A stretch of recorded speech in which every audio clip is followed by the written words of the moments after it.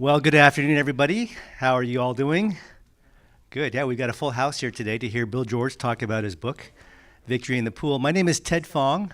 I'm the development officer and one of the producers of ACC programming. And it's a great pleasure to have Bill here today, as well as Tak Asiri and his wife. Now, Tak is the subject, part of the subject of Bill's book, which he will go into. So we're very excited to have, in fact, the whole Asiri family here. Their three sons are here as well. So I'm just going to say a few things about what's coming up at ACC. We are living in interesting times because recently many people have come back to our center to enjoy these types of programs. Right now they're playing Texas Hold'em next door. This Friday we have bingo. And every day there's something fun and interesting going on here. We got this big backyard that we're going to develop into something called ACC Wellness Park. And in a few weeks, we're going to have something called the Ohana Walk on September 16th, as you see on your screen. And we expect about 900 people to show up for this. It's open to the public, and it's just a fun family walk that starts at 8:30 in the morning.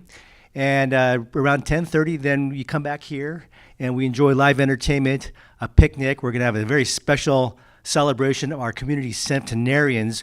We have 25 or 26 centenarians that we're doing stories on, and there are actually more, but some of them we can't get hold of. We expect about maybe 20 of them to show up here on September 16th to our lunch that starts at 11:30. So if you would like to participate, you don't have to walk. You can just pay your $35, or if you're 85 and older, it's free to show up and enjoy the picnic and the activities, the live music, and the centenarian celebration. I would encourage you to do so. We have 40 walking teams who have signed up. And so you can choose from one of the walking teams when you sign up, or you can create your own. It's just going to be a lot of fun. So please support ACC. If you can't be here, make a donation to the event. Every bit counts. So that's the Ohana Walk. The second and last thing I want to talk about is we are going to print with not our first ever, but the last time we published a community cookbook was probably about 10 years ago. This book is a trial copy. It's called The Foods We Share, Stories We Tell. It's ACC's community cookbook. We have over 200 recipes in here. This will debut during the Ohana Walk on September 16th. We've already pre-sold about 700 copies of this. And so if you're interested in purchasing this book, just go to our website and there's an order form. It's $25. Again, it serves a great cause. And we have probably about 160 members of our community submitting different recipes. This is a Pan-Asian recipe book. It's going to be very popular. So please support ACC by purchasing that book. So on to the main show. Bill George actually has a history with ACC. Probably about 8-9 years ago, he produced a film called The Chinese Builders of Gold Mountain. And I understand that ACC was part of that collaboration, at least a backer of that. But Bill George is, he's like a Renaissance man because he does just so many different things and of different genres and formats. He's a filmmaker, he's a historian, he's a journalist. He worked for KCRA as a producer for 8 years during the heydays of Stan Atkinson. He's written books and produced movies about strawberries of California, Rancho Cordova, from the gold rush to the space race. And then lately, Victory in the Pool, which is an account of Sherm Chavoor and the prodigies that went on to win Olympic gold, and including Takis Siri, who became a state championship swimmer. So without further ado, please welcome Bill George. Thank you, sir. Welcome. Thank you, Ted. Good to see you again. I am Bill George. Oh, here's the, don't forget the flyer about the walk. I don't know if I could make it that far. It sounds like fun, though. And I've got a book that I wrote, and it is for sale back there if you want it. Good deal on it today, so I just mentioned that. And it's called Victory in the Pool, and it is about the swimmers of Arden Hills. And I have a PowerPoint, actually very colorful, so it's not you're looking up there reading the little words, that I'll go through. So this is about my 6th show that I've done. I like to call them shows, not book signings or lectures. Who wants to go to that? And they've all been lively, and look forward to many more. We've got a whole bunch of them booked for the next year. So it's been well received here in Sacramento. So turn on the PowerPoint. There it is. So there it is, Victory in the Pool, the nice cover. I call it Sacramento's greatest story, other than the Squatters' Riot, which was held in 1850 in Sacramento when the city mayor, 6 other people were shot down on the street. I think it's one of the greatest stories of Sacramento history. Certainly, excuse me, by far the greatest sports story, if you call it that, in a town. But I think it's much bigger than that. It's also much bigger than a story just about swimmers. So what I did was track the life of Sherm Chavoor and the swimmers that you'll meet in this presentation through their lives. So the story spans from about 1940 up to 1984, when Jeff Float was Sherm Chavoor's last Olympic swimmer. The reviews are in. I was lucky, as Ted said, I worked at KCRA, so I worked with a lot of great people there. And they were very nice to say some nice things about me. So you may remember Beth Ruyak was a reporter anchor there. She said some nice things. I won't read them there. But and then Christine Hansen, who was a sports director. And the great thing about these endorsements are that these people really know the story.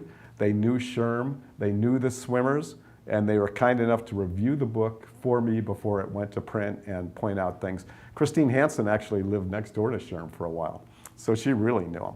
And she's the one that told me how he'd zip around town in his little Mercedes, gold Mercedes-Benz with Olympic champs on it, or whatever the plates were. Our story starts, well, part of it starts in California.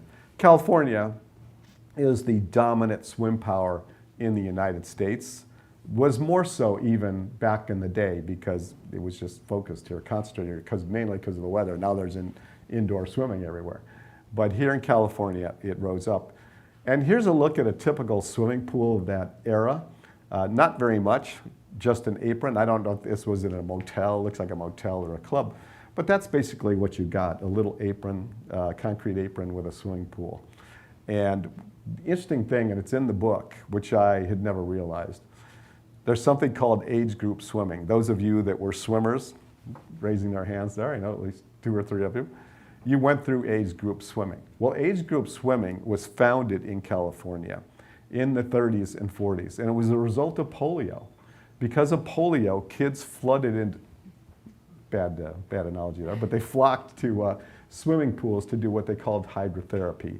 And there was one woman in the Bay Area whose name was Beth Kaufman. There's her picture. And she was a Red Cross person. She trains people to swim through the Red Cross program. But when this wave of kids with polio struck, she really jumped in and took charge of the program. And a lot of them learned to swim. It was a way to rehabilitate their muscles. And then being kids, those that progressed quickly were racing each other. Well, they just had no place to put these kids. They were jammed in. So she created, and she had to take on the established swimming power of the time, which was the Amateur Athletic Union, which was based out of New York City. So this was almost a California revolt. She and a guy named Karl Bauer, who was a German emigre, both thought the system was ridiculous. It was the old boy network. They went and picked their favorites and promoted them up. Now, we did have great swimmers in America, like Johnny Weissmuller would be one of them, who came out of Chicago. But basically, it was a stratified thing. It wasn't open. So they opened it up. They took on the AAU, and they were able to establish this entire age group swimming program. So you had kids that were, say, 10s competing against 10s, 12s against 12s. You didn't have, and before that, you just have a 12-year-old against a 16-year-old or a 20-year-old. So this really codified. It became the most successful youth sports program next to Little League Baseball in American history. And this is the basis for the dominance of U.S. swimming. So the dynasty began in 1956. She was from Sylvia Ruskov of Berkeley, won silver and bronze in those Olympics. In 1964 Olympics, this is how quickly this program that just took off in the 50s grew. And we dominated the Olympics in Tokyo in 1964. Who was Sherm Chavoor? And there you see a picture of him, which I think that's a training plane during World War II.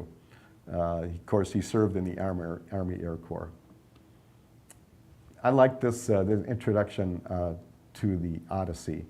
Tell me about a complicated man. Tell me how he wandered and was lost when he wrecked the holy city of Troy and where he went and who he met, the pain he suffered in the storms at sea and how he worked. Now goddess, child of Zeus, tell the old story for our modern time. Find the beginning. So that's what I tried to do. And it wasn't easy to find the beginning, and it wasn't easy to track Sherm on his odyssey, which was really a global odyssey. He grew up, he was born in Hawaii, and his name was not Sherm Chavoor. His birth name was Ezekiel Correa. So I'm working on this book, and I'm about 3/4 of the way through it, research anyway, and some writing, and I went to interview his daughters. So I walk into their very nice house. They have all the memorabilia laid out for me, just wonderful, wonderfully gracious people. And the first thing they say to me, well, you know, his name wasn't Sherm Chavoor. Well, me, right? What do you mean his name wasn't Sherm Chavoor? So they told me he was born, as I said, Ezekiel Correa in Hawaii. At age 6 months or so, the family moved to the Bay Area, at the East Bay. We're not even exactly sure where.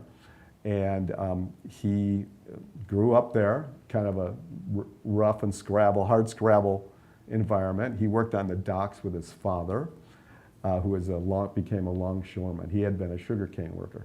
So, and there were like 8 kids, and you know, Sherm said later, if there were 2 pennies on the ground, I'd pick them up because I could get lunch with that. So I don't know if that's an exaggeration or not, but he had great respect for money, always wanted to have money. But was he an Army Air Force war hero? He claimed to have flown many, many combat missions. I couldn't find records of him, although he was in the Army Air Corps, as we saw in that picture. Mainly training, instructor, I think, at Tonopah in Nevada Air Base. Was he a UCLA football star? He claimed that he played football at UCLA, and I'll get more on that later, but you'll find out in the book, was he or was he not? Was he the swim coach who couldn't swim? So when you review his history, Sherm was a genius at public relations. And I mean, having been in media, I can tell you, there are not any people that I can think of that are comparable to how he conducted his business in terms of pushing his agenda, promoting his swimmers, and frankly, promoting himself. So his line was, and you see many times they would write stories, Sherm Chavoor, the swimming coach who couldn't swim. Now, if you're a reporter, you eat that up. If you tell me that story, I got to know this. How did you do it? Well, of course he knew how to swim. You know, come on. But he'd actually taught it in the Army. But he didn't know a lot about technical swimming, he admitted freely. And he wasn't a great technical instructor. But he relied on other people to help him and teach his students. Did he have a PhD in psychology? He often claimed that. I couldn't find any record of it.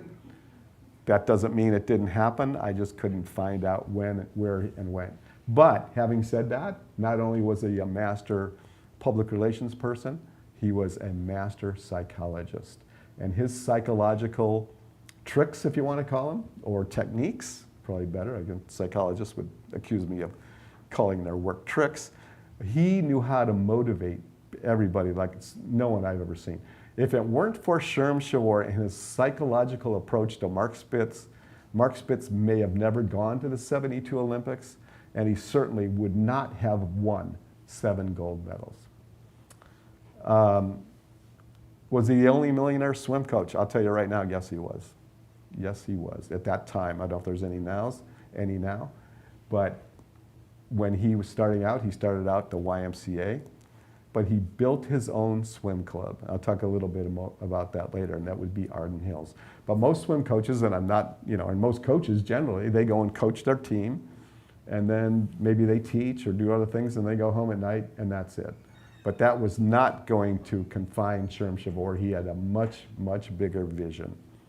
Was he a coach of Olympic swimmers who won 20 gold medals? Hell yeah, he was. Heck yes, he was. Could they have done it without him? And everyone will tell you, no, they couldn't.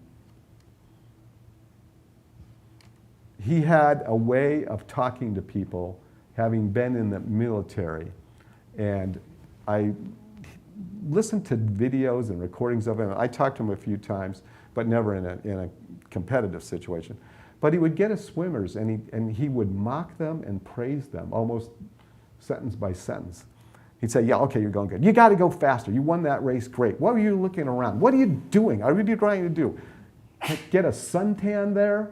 Would you move faster, for God's sake? And I thought, where did that come from? So I did this just reading things, and there was a movie called Battleground that came out about World War II with actual veterans in it.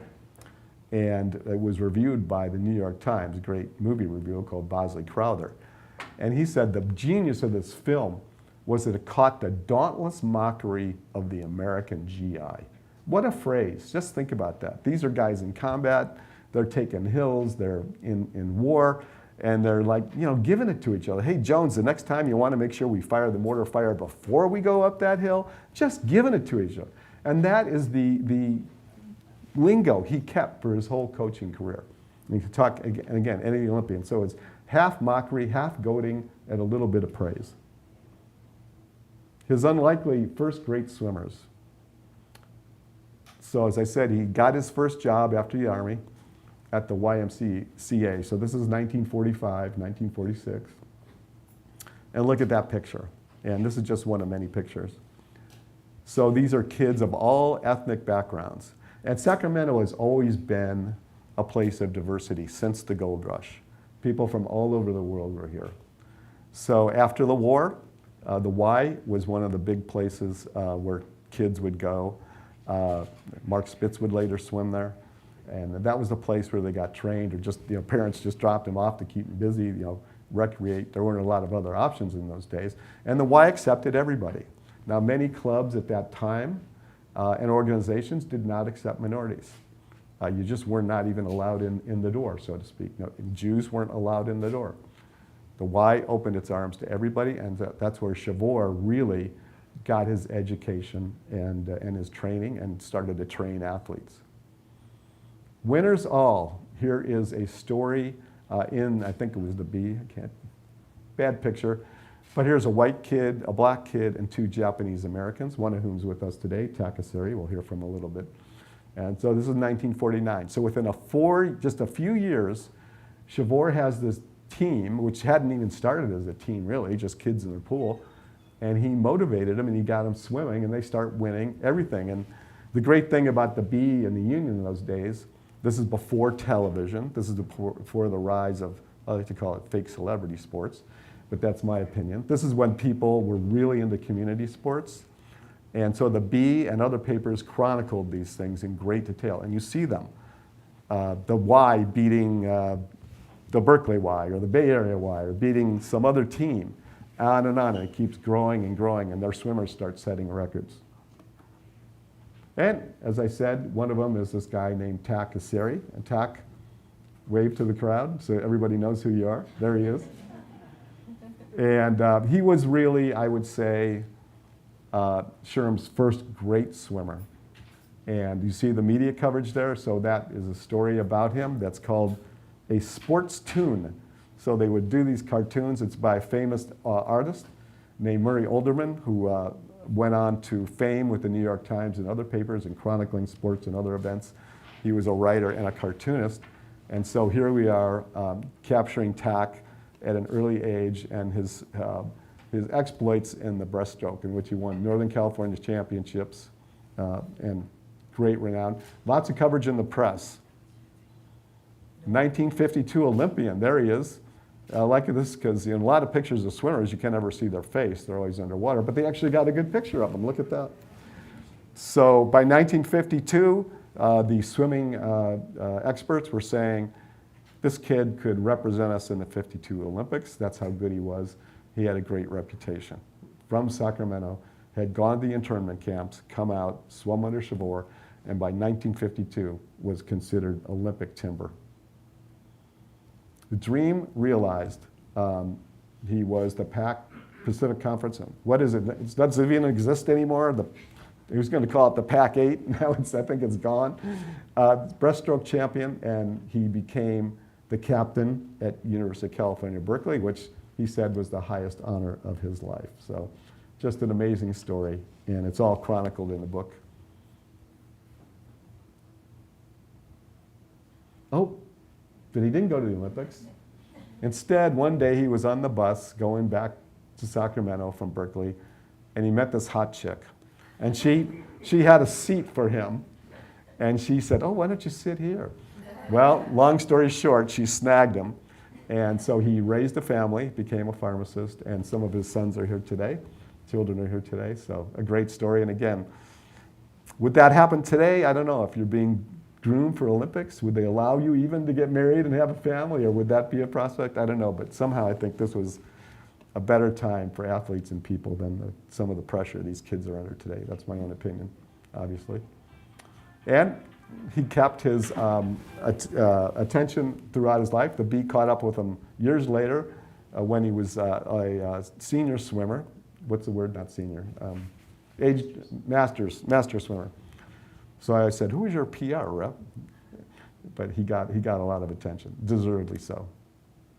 So Chavoor coaches at the Y, and then he's courted, I believe, by other groups. First of all, the Elks Club. Now, in these days, the Elks Club, the American Legion, they also supported youth athletics, and it was a big deal. They put a lot of time and money into it, and that's where kids went instead of like travel teams or where they do now. They went there. American Legion, baseball was a big deal, and swimming was a big deal, and other sports for these groups to sponsor. So Sherm went to the Elks Club in Sacramento as their coach. I'm sure they offered him a lot more money than the Y was paying him. But he said that he left when he found out that they would not allow Jews in the club or to compete. So he left and he went to the Park Terrace, which is still there today, I believe. And there, I believe he was part owner of that facility, or at least cut in on the deal.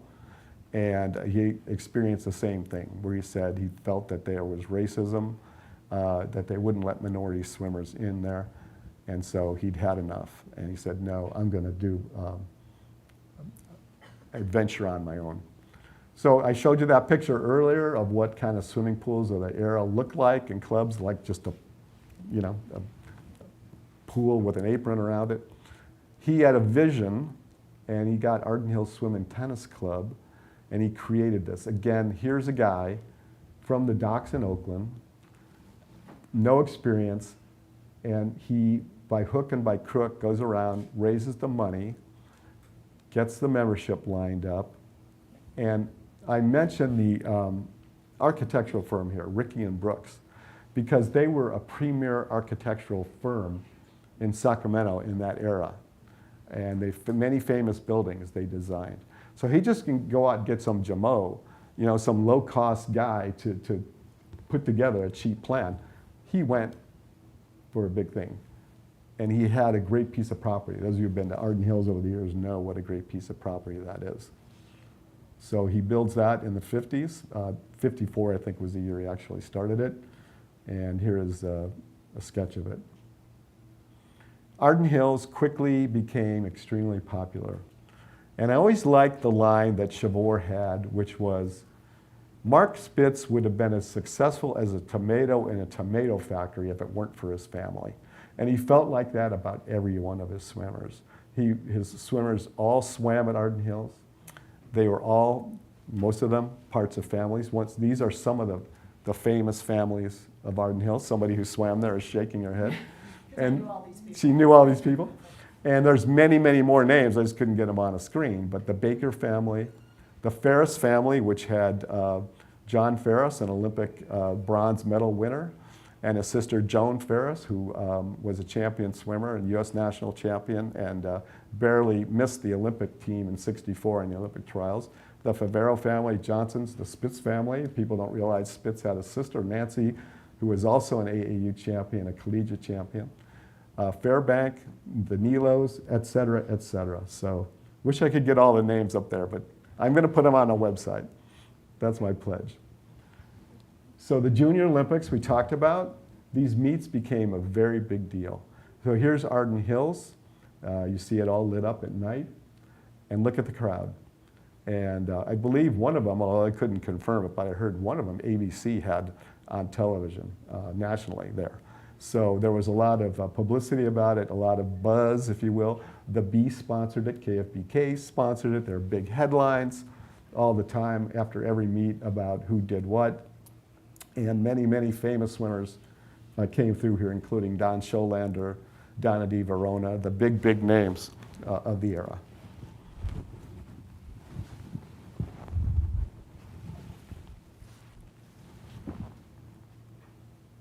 In 1964, I talked about Mike Burton on the right there. He was a great swimmer, and he, along with Joan, again, both of them went to the Olympic trials but didn't make it. But this is really when Arden Hills is getting really famous nationally, and people are coming from around the country to see what's going on there. I like this one because Sue Who. Who is this Sue Peterson girl? So at 10 years old, she was the fastest 100-yard swimmer in the world, male or female. People don't remember her. There's one, Susan. 12-year-old Susan beats the best.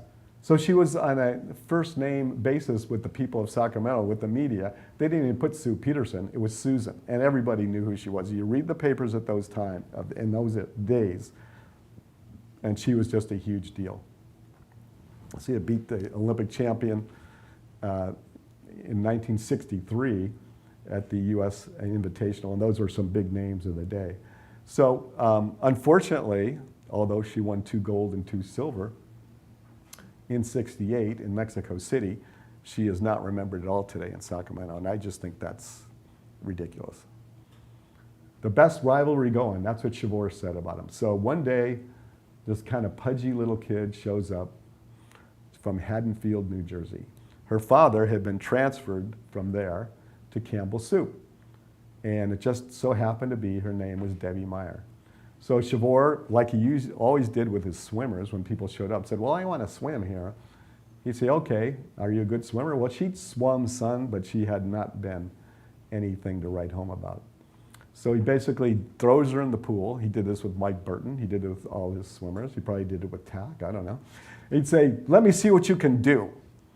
And they would go there and, you know, here's these other, now by this time, these are elite swimmers at Arden Hills. These are national champions. These are world record holders.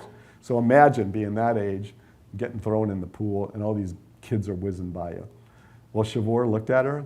He said, come back tomorrow. You've got what it takes. Same thing he said to Mike Burton. How he had the ability, because Debbie will tell you, she barely got 100 yards in.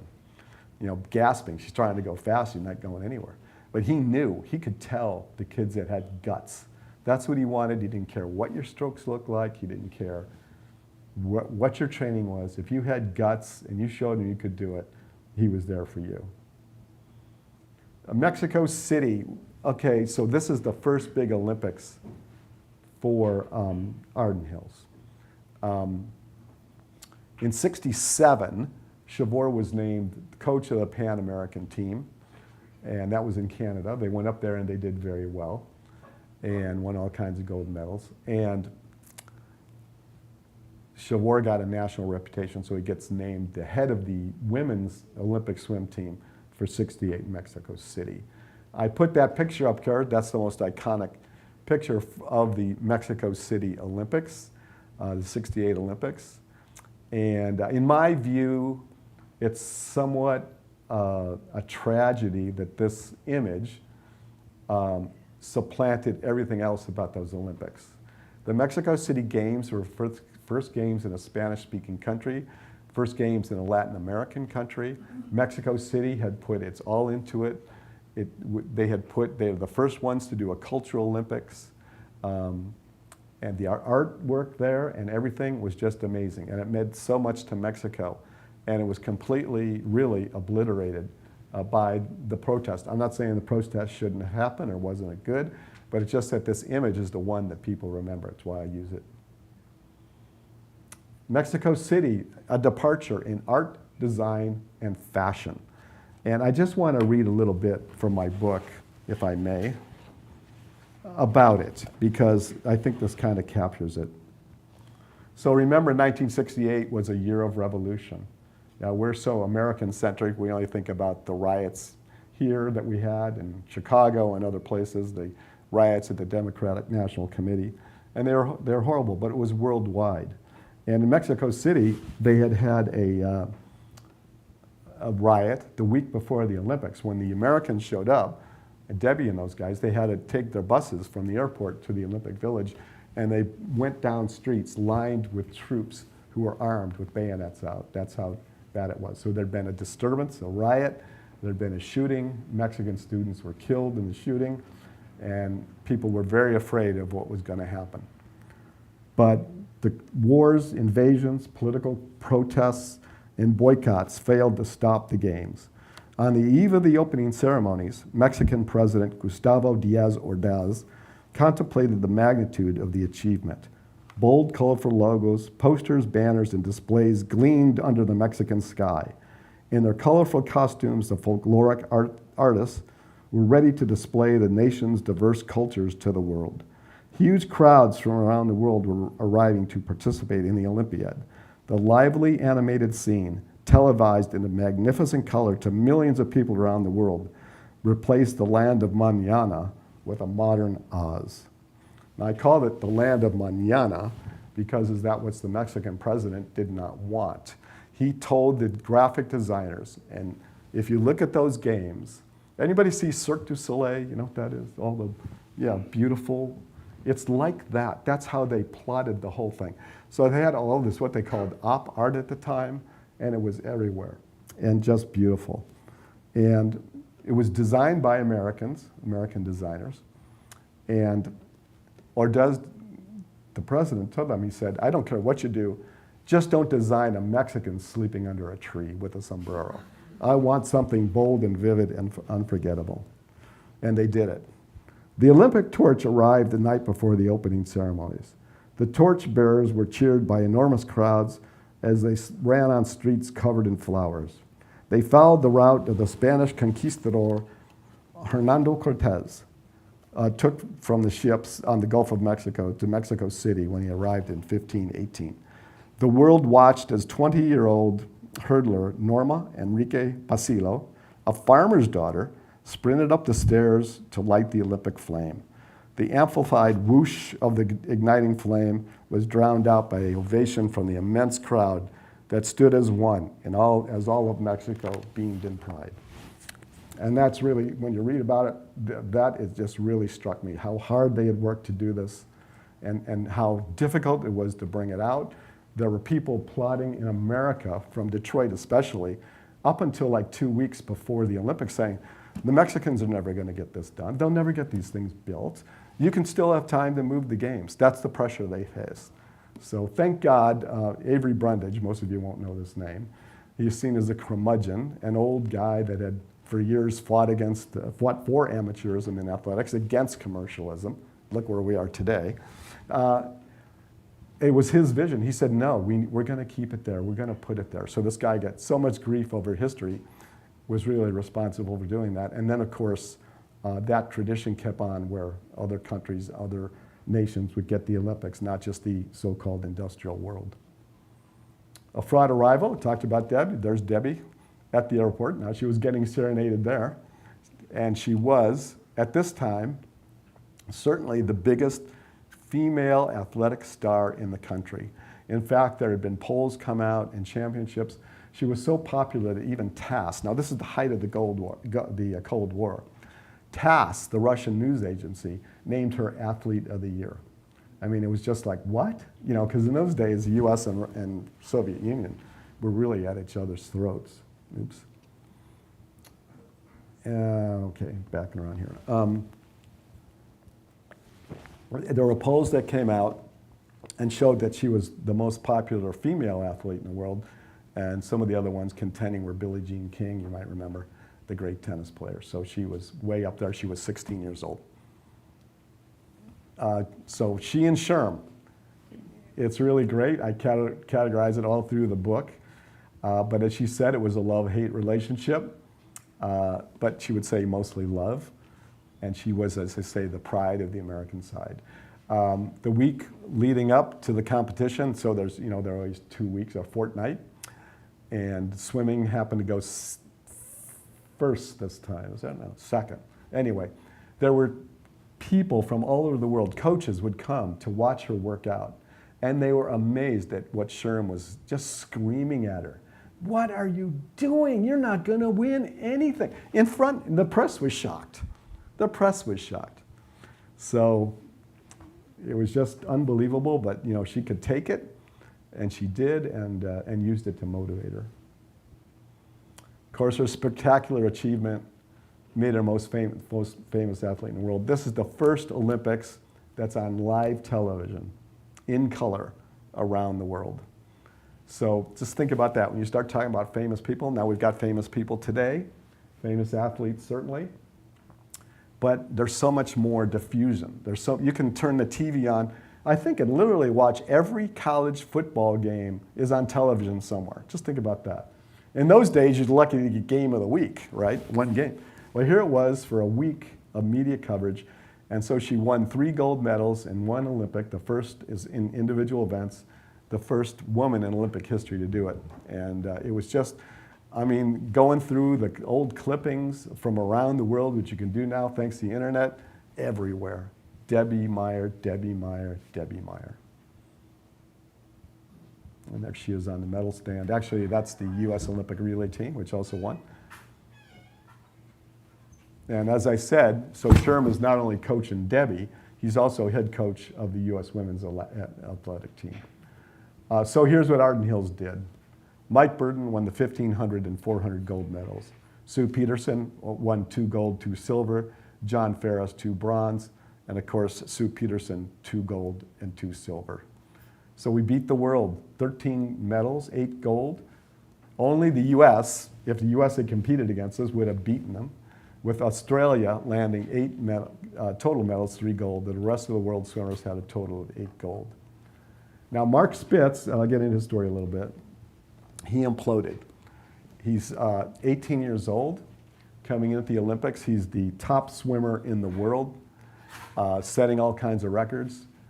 And he managed to win 2 golds and 2 silvers, but no golds in individual events. They were in relays. In his best event, the breaststroke, he finished last. And it was humiliating. And it was a psychological burden that stuck with him for many, many years. And the beginning is what I said, Sherm Chavoor had to turn him around. Now, Spitz had left Arden Hills by this time. When he was 14, even though he'd grown up swimming in Sacramento and swimming for Sherm, they moved to the Bay Area because his dad got transferred, and he was swimming at Santa Clara.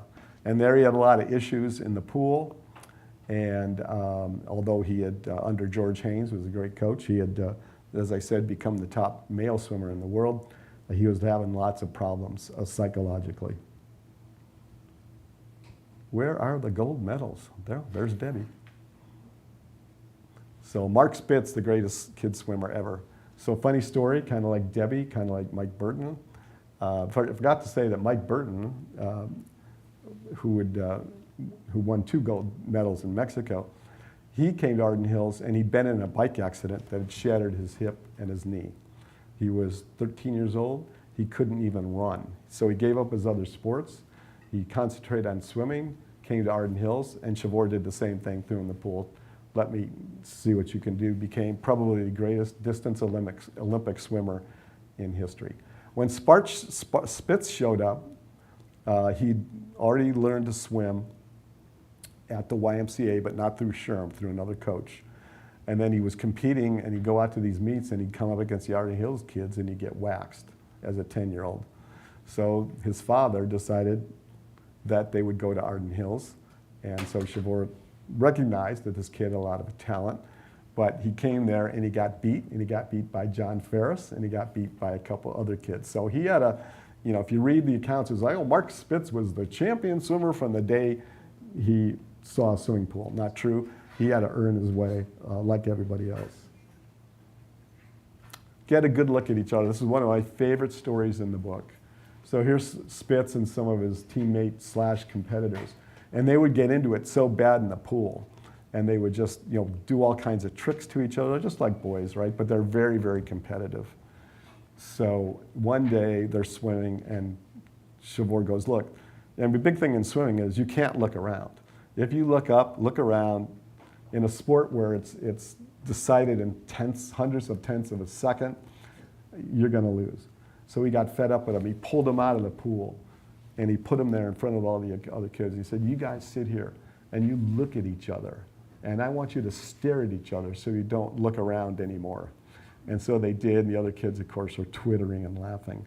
But it worked. They broke their habit, and they all, I think, went on to real renown in swimming. Of course, Spitz eventually became the golden boy, and it's a long road. As I said, they moved to the Bay Area. He had a lot of other coaches. His father was you read about him in the book, his father was a very domineering person, very competitive person. There are lots of incidents that caught people's attention, shouting, all this kind of stuff, where he would get on Mark, and then he didn't like coaches. So the only coach that Mark Spitz's father really had a relationship with his whole career was Sherm Chavoor. And again, Chavoor was a master psychologist. George Haynes was a great, great coach at Santa Clara. Many great swimmers. Don Scholander headed them up, but just tons of them. Probably overall a better, deeper swimming club than Arden Hills in terms of competitors. But he could not handle the Spitz family. So they ended up moving back to Sacramento in 1969. That's when Mark Spitz went to Indiana on a college scholarship, obviously, for swimming. But during the summers, and the college swimming season is short. They train a lot more during their breaks and also over the summertime when the swimming season's going. So he came back to Arden Hills, and that's when in 71, 72, Spitz again reasserts his dominance and is winning national championships. Munich, 1972. Okay, Spitz is coming off. He'd won, I think, every meet. He hadn't lost in years. And so he's a dead solid lock for Munich. But he still got 68 hanging over him, and the ghost of 68. And in the book, it talks about Chavoor, as well as some of his other coaches, but mainly Chavoor, just gets him through this thing psychologically. Again, with a mixture of praise, comforting, and frankly, humiliation. Just saying, you can do it, you've got to do it. Spitz did not want to go for his 6th gold medal. He figured he had 5 gold medals. He'd beaten Don Scholander's record. He didn't want to go for that 6th one. He thought, if I lose that, that's all anybody will remember. But Chavoor convinced him to do it. There's a great story where Chavoor, they go out to dinner and with 2 Sports Illustrated reporters. And they're there, and Spitz was a hypochondriac. He admitted it. He'd let these little ills and sniffles really get to him psychologically, and he'd feel terrible. Gosh, Sherm, I don't know if I can swim today. I really don't feel up to it. Well, Chavoor would have none of that. So they go out to dinner, and he's sitting there, and he's kind of going, oh, Sherm, that medication I took the other day, you know, it's really making me feel dizzy. And without missing a beat, in front of the two reporters, Chavoor says, you mean dizzier. So he knew the games that Spitz was playing. So anyway, Spitz comes back, and he wins the 7 gold medals. Mike Burton, as I said, in '68 had won 2 gold medals. Now he's older than 72. He's 25 years old, which is ancient for a swimmer, facing all these famous names in the pool. But he comes back to win the 1,500 meters. And I just think the account of that, Mike Burton's toughness, his fortitude, his personality, enabled him to do that. And as one letter writer to the Sacramento Bee said, wrote a letter about the Olympics, said, you know, it was really exciting watching Mark Spitz win those gold medals, but I'll never forget the courage that Mike Burton showed in that pool. And he's still with us today, thank God. He doesn't live in California anymore. A tremendous person, and just a great story of how he persevered through his injuries, through his age, to do what he did. 72 Olympics, Munich, the Happy Games. The last Olympics in Germany had been the Berlin game when Hitler was strutting around and the Nazis, symbols everywhere. Well, in Munich, they wanted to erase that whole past, frankly. They wanted to get rid of it. So they did all kinds of things. They had music, of course. They had parades. They banned any mention of Hitler. You couldn't even buy a book about Hitler in the bookstores. That's how thoroughly they were. And also as part of that, they decided they weren't going to have any armed police, any armed guards.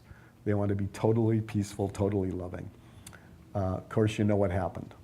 The terrorists, Palestinian terrorists, came in. They took the Israeli Olympic team hostage. They killed all but one of them, I think. And his biggest tragedy in sports by far. Jim McKay, the great sportscaster, was there when it happened at night and on the air, and he gets in his ear the message, and he had a line that was unforgettable. He said, "My father often told me that our greatest hopes and our worst fears are seldom realized. Tonight, our worst fears are all realized. They're all dead." So, I mean, how chilling is that? Mark Spitz had won his 7th gold medal that day. That night, he was out to dinner with Chavoor and some other people, and they got done. Now, Mark Spitz didn't drink, so he's not a big party or anything, but they had dinner, and they dropped him off at the Olympic Village around 2:33 in the morning. They figured that the terrorists went over that wall, unchallenged, 15 or 20 minutes around the time that Spitz returned to the Olympic Village. So there, but by the grace of God, I think, that happened. The next day, there was a huge news conference. Mark Spitz went there. You notice this huge crowd. We thought, well, I know I set 7 gold medals, but it's an amphitheater, and they can't get, there's thousands of reporters here, literally, from all over the world. He's like, what's happening? Nobody had told them what was going on with the hostage saga. Finally, a Sports Illustrated reporter walked over and told him in like 30 seconds. So he's like, what? He walks up there, and the press just chewed him apart. It's what's going on? They just wanted information. How do you feel about it? And he's only 21 years old. Imagine, not prepared for this. So he kind of bungled the press conference. I don't think his own fault, but the press was unremitting on him. It's kind of why he got added a reputation for arrogance, which I don't think was totally deserved. So Spitz comes back, and I love this picture. Here's Sacramento, Governor Ronald Reagan, and there's Patty Reagan in the middle, kind of, right next to the governor. And just look on her face. Mark Spitz is the most famous person in the world, the handsomest person. I always liked that they compared him to Omar Sharif.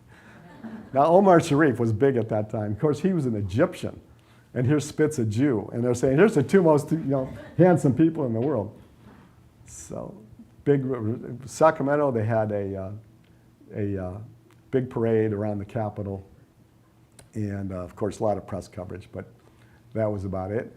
There's Sherman, that's Mike Burton. And the press in Sacramento loved Mike Burton. Again, very unassuming, quiet, humble. Spitz went on to fame and fortune. Burton was forgotten. And one of the columnists in the Bee wrote an article called him Everybody's Son and said, here's the kind of guy that you want as a son, humble, hardworking, sets an example. And a great tribute to Mike Burton. So there was an interlude in Olympic champions between these years. Now, part of that was there was an Olympic boycott.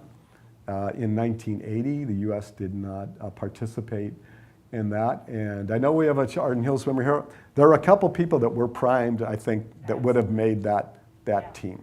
Yeah. Well, of course, in '76, too, remember, that was when the East German women were using steroids. Right. And my good friend Shirley Babashoff should have won 5 golds. Right. Instead, she got all silvers and was very bitter about it, and I can understand why. So anyway, we, the Olympics are political, have always been political, always will be political. So if you feel these stupid arguments, they shouldn't be political, they're going to be because of the international forum and the worldwide attention.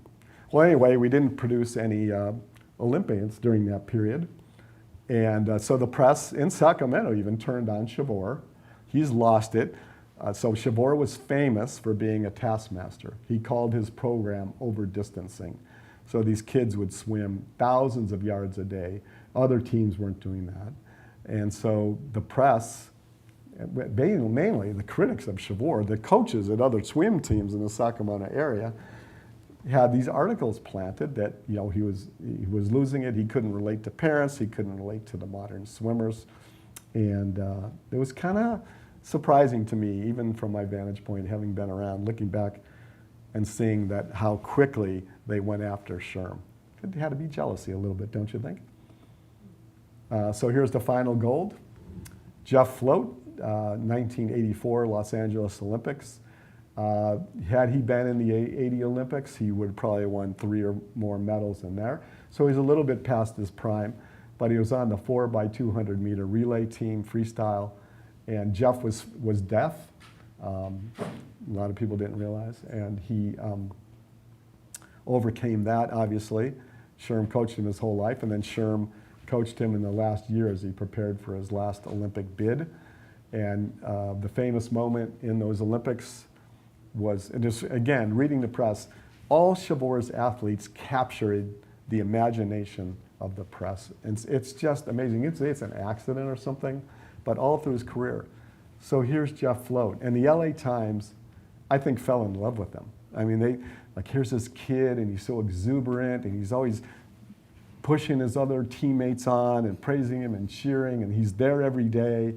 And at the end, when they got the medal, he was there in the medal stand with his teammates, and the camera focused into him. And in sign language, he said, "I love you." And that went, again, worldwide, live television. So just amazing how this legacy continued. How did it happen? That's the question. Honestly, I don't know. I mean, I can tell you one thing. His athletes loved him. Why did they love him? No matter what problems they ran into in life, in or out of the pool, he would do whatever to help them. I don't think he ever said no to one of them. I certainly never heard that. And he just had that way of reaching into their hearts and their souls to get the performances out of them. And I think he was arrogant. I think he could be very harsh and brutal. But they knew deep down that he cared about them. But maybe their parents were the only ones that cared that much. And they responded, obviously. Did you ever go back and thank your teacher? This is the last article that the Bee did about him as he was dying. He got liver cancer and passed away from that. So they, knowing he was passing away, went out and interviewed him. And I think he did see himself as a teacher, not just of swimming, but as life. You know, he would say, you don't smoke, you don't drink, Don't do any of that stuff. If you do, you're going to lose. So he was always teaching and preaching. And he said this to the reporter, how many people go back and thank their teacher when they're done? He said, I know I didn't do it. So I just think he was sending out a message that, you need to be grateful for those who mentor you. He's quickly forgotten. The New York Times obituary, it was about 4 paragraphs. And I like to say, apparently they were bereft of adjectives that day. Chavoor, 73, a swimming coach. Just about as quickly forgotten in Sacramento. There's a great little story in the Bee about a sportscaster who mispronounced his name. Like a week after he died, and the guy said, is this what we've come to? Nobody even remembers how to pronounce his name. So there's no park here, there's no swimming pool named after him. Outside of Arden Hills, where they have, like one room dedicated to his memory maybe, just nothing. So one of the things I want to do with the book is raise awareness about Chavoor and the team and see that hopefully there's some kind of commemoration that we can do for Sherm Chavoor, his legacy, and really the greatest achievement in the history of Sacramento, in my opinion. Okay, I think that's it. Now, I mentioned Takasari, and his wife would like to say a few words, right? You want to come up? Oh, no, Hang on. Tat just wanted to say thank you. Yeah. Okay, they need to use this. We have people who need to hear you. Oh. You're on TV. Tack just wanted to thank all of you for coming, and Tack really wanted to thank Bill George for this wonderful book that he wrote about his friend, his mentor, and coach, Sherm Chavoor. So thank you, thank you.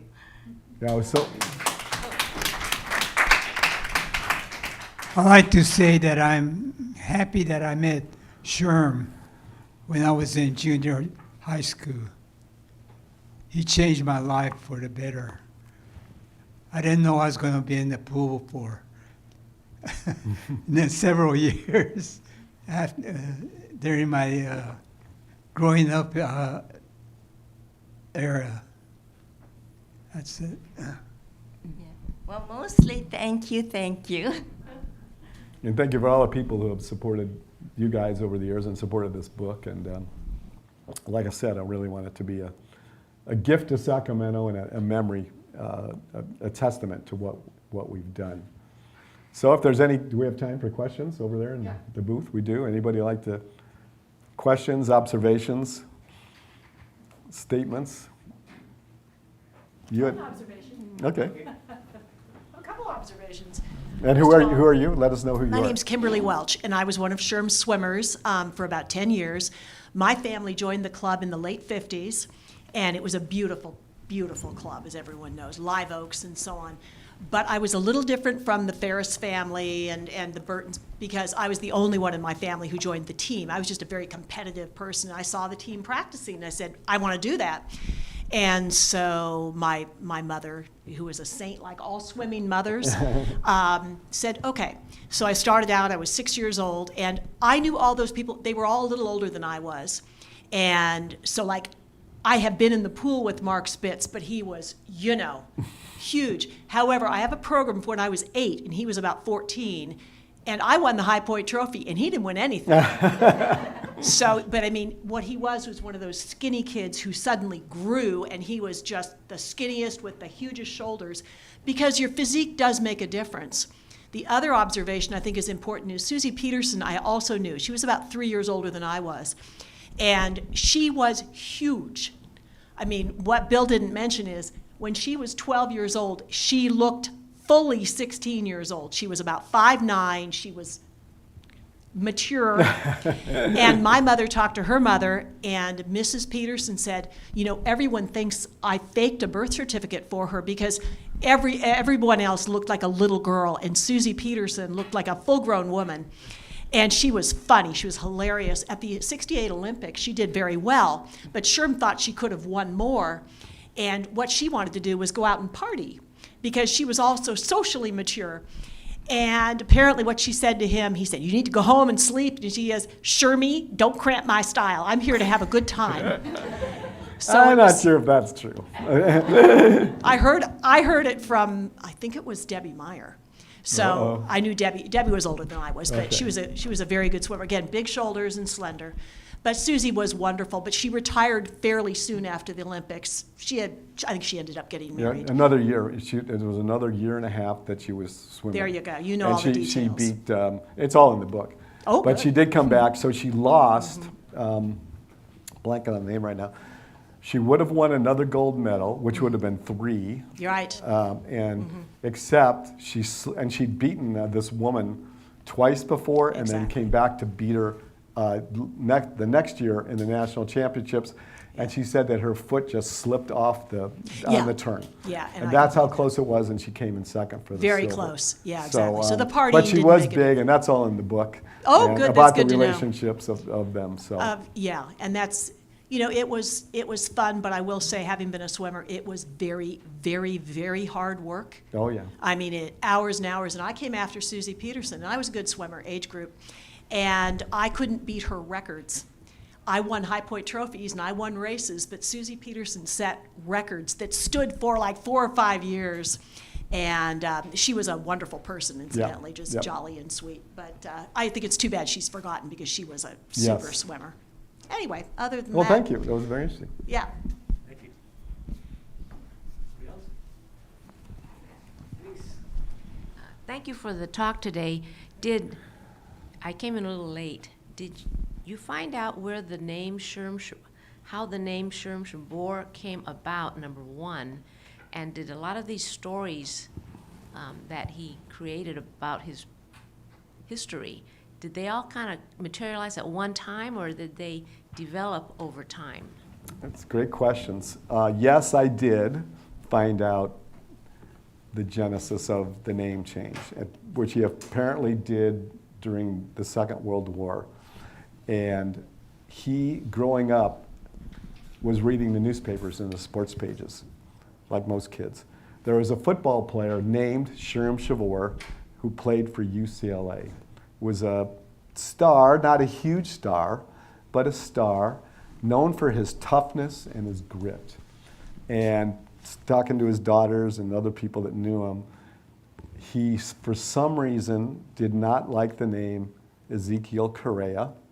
Yeah, who knows why? I mean, one rumor had been that there'd been a crime committed by someone with that name and he didn't want to be associated with. I looked for that and couldn't find it. It doesn't mean it didn't happen. But for whatever reason, he decided that he wanted to be known as Sherm Chavoor. The funny thing about it is that he gets away with it, I guess, until he's named head coach of the Pan American team in 1967. And there's a saying, with attention comes its nasty cousin, scrutiny. So people start looking into him, and who is he? A guy in Southern California writes a letter to the LA Times, and he says, all my friends are kidding me about am I moonlighting as a swimming coach. I'm not a swim coach of any kind. I'm a principal at a Burbank high school. Signed, Sherm Chavoor. Of course, they come up, and the Bee picks it up and goes and asks Sherm, and he doesn't deny it. He doesn't affirm it. He says, I never said I was a big star. I just thought I backed up the line at UCLA. So they get a statement from UCLA athletic director. Now, Mike Burton went on to UCLA to be a big star. And they did not want to upset Sherm Chavoor. So they issued a statement, and it said, Sherm Chavoor is a great coach, a wonderful friend of UCLA.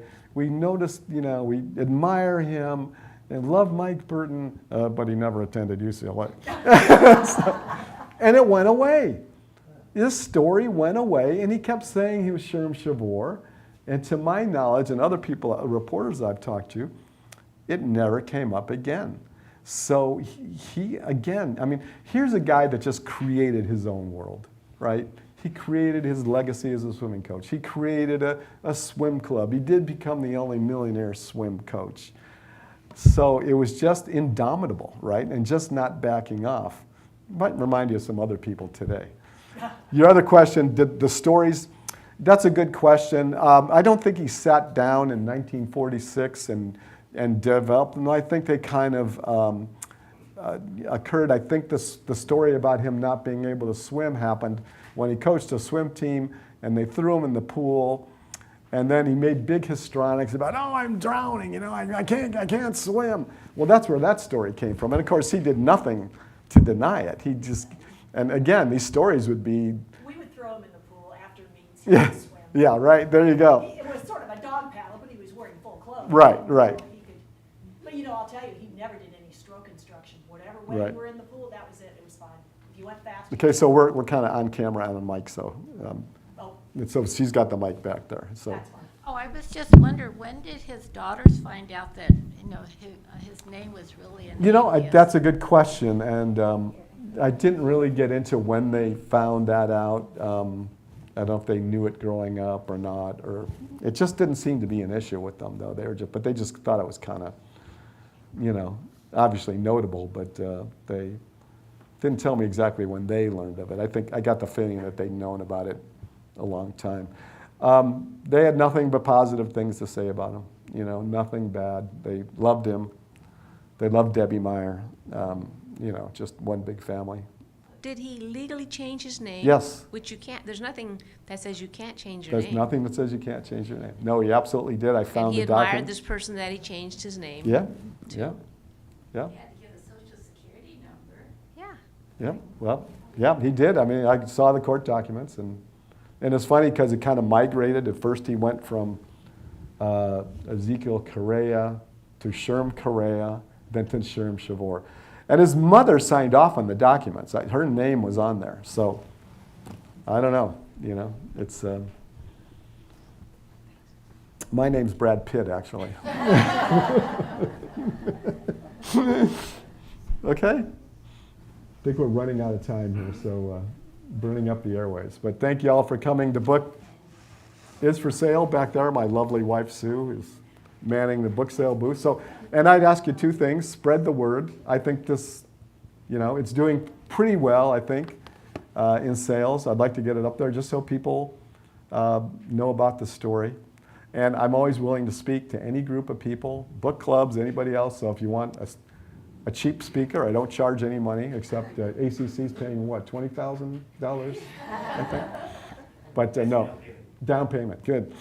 Willing to go anywhere, talk to anybody to keep the story around. Come to Arden Hills. We did. Okay? Thank you.